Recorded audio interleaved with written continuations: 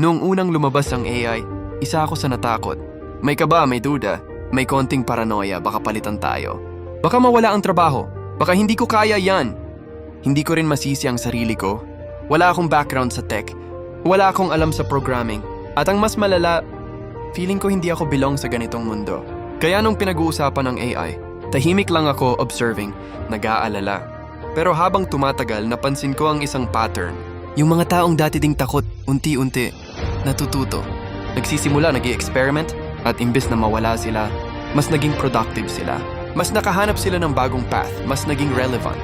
Doon ako napaisip, kung sila nga nag-try, bakit ako hindi? Isang gabi sinubukan ko, isa lang, isang simpleng prompt, isang tanong, walang expectations, walang pressure. Pero nung sinagot ako ng AI, parang may nagbukas na pintuan.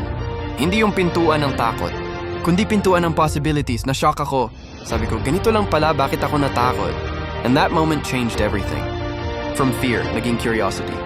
From curiosity, naging confidence. From confidence, naging obsession. Hindi ko na malayan, ginagawa ko na siya araw-araw, writing, editing, creating, experimenting. Hindi ko alam paano nangyari, pero unti-unti, yung takot, naging strength ko. AI taught me something important. Hindi naman niya tinatanggal ang trabaho natin. Tinutulungan niyang mapabilis. Hindi naman niya pinapalitan ang creativity natin. Binubuksan niya yung mas malalim pa. Hindi nito tinatanggal ang boses natin.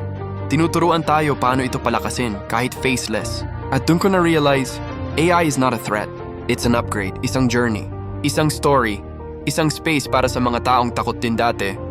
Katulad ko, dito hindi mo kailangang magaling, hindi mo kailangang techie, hindi mo kailangang magpakita ng mukha. Ang kailangan mo lang, unang hakbang. At kung nandito ka ngayon, ibig sabihin handa ka na. Simulan na natin ang journey mo, kasama ang AI. Kung nagustuhan mo ang video na to, please like, follow, and subscribe.